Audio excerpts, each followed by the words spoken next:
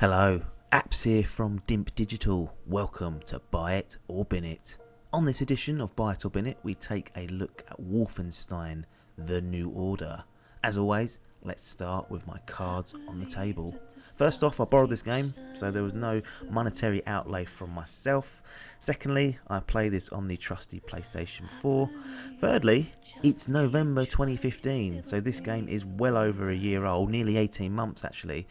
And I'm not going to ignore all the games that have come out since then. So, as unfairly as this may seem, Wolfenstein is going to be judged against the likes of Titanfall, Halo 5 and other first-person shooters that have been out since then. So keep that in mind when you listen to this review. I'm judging this in the timeline of it's November 2015, does the game still stack up? Wolfenstein is an action-adventure first-person shooter developed by Machine Games and published by Bethesda Softworks. It was released, as I said, in May 2014 on the PC, PS3, PS4, Xbox 360 and Xbox One. Let's set the scene for Wolfenstein as you take control of war veteran William Blazkowicz, who is driving the resistance against the Nazis.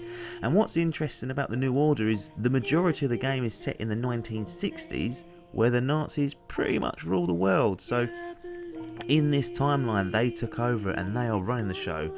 Luckily for humanity's sake, there are pockets of resistance that exist and are trying to overthrow them from power, and that is where you and Blazkowicz will come in. Now, I love the idea of what they've gone for here. It adds a different flavour to what you'd normally get, and it's something a bit different, but the way the story plays out is very inconsistent. It has some quite thought-provoking stuff in there, and the characters you work alongside all have their own individual motives, but then it'll jump from quite deep and thought-provoking moments to just being another standard testosterone-filled action story. Now, I don't know, maybe they were trying to mesh the two together, but for me it didn't pull off. And this is a single-player game only, so there are no online modes, and I find it disappointing that this part of the game, which is a massive part, is a bit of a misstep. This also transitions into the gameplay. I think the game wants you to feel like an A-grade badass, you know, steaming in with your dual-wielding combat shotguns and taking off the heads and legs of Nazis, then moving on. But it doesn't really give you the tools to do this. It gives you the guns, but I was running out of bullets in nearly every encounter, and Blazkowicz isn't the most durable protagonist I've ever controlled either. So I had to play it quite tactically, which I'm not against. You know, I'm happy to play a tactical shooter, but the most enjoyable part of Wolfenstein is when you're going balls to the wall against your enemies. They've got some interesting little mechanics in there, like you can get behind cover, you use that quite a lot, and you can lean out to shoot rather than having to fully expose yourself, and I'm not sure why this small mechanic isn't introduced into a lot of shooters, because it's bloody handy at times. But there are, for some reason or another, stealth sections in Wolfenstein. Now I get that they probably wanted to break up the monotony of blasting enemies, you know, 24/7, that is all you're doing, but it's just not very good. These sections are just not good at all. The guards are pathetically stupid at times, and the generals and these guys, you know, who usually you want to kill before you get to everyone else because they can set off reinforcements, they are like fucking supergrass at school, and they couldn't wait to stitch you up because they can call for these reinforcements in a millisecond. Even if you get spotted and take the head off immediately, the call's already gone in and you're flooded with more enemies. It just feels like they've tried to cater to a wider audience and come up short on both ventures. They haven't committed to either.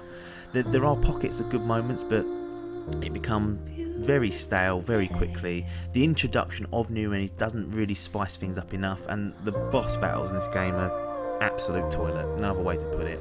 It's an old school shooter, an old school game, so you have to manually pick up health, armour and ammo. I don't mind this. I'm not sure what it really adds to the game, but it's not too much of a hindrance. It does give you, I guess, that nostalgic feel of playing an old school first person shooter, which is where Wolfenstein's roots are. So, you know, maybe they was going for that, trying to keep something from the original game there for them. Presentation wise, it's not the best, I'll be honest. It looks like a last gen game that's been upscaled, and it's certainly not gonna blow you away, especially by today's standards. And that's definitely where Wolfenstein falls down to me. It feels last gen and old already. Yes, it's nearly 18 months old, but it feels almost irrelevant now. I was sick to death of playing this by the end. It is quite slow, it is quite sluggish, and it's just dull. In November 2015, you've got far better options out there for you. Now, you can probably pick Wolfenstein up for about £10 to £15, and you think because this is called Buy It or Bin It that, you know, any game is worth a tenner or worth a go. But Buy It or Bin It is more of a naming gimmick, you know.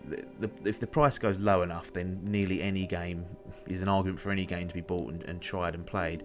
But the real question is Wolfenstein The New Order worth your time?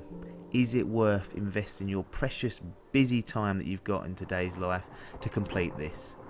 The answer is unfortunately no, not in November 2015.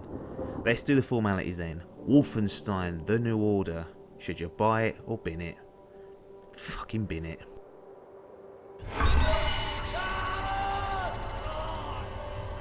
General, that's it. Today he's teaching me a lesson. I've seen suffering and death. People maimed and tortured. Thought I'd seen it all. But I'd never seen true cruelty. Until now.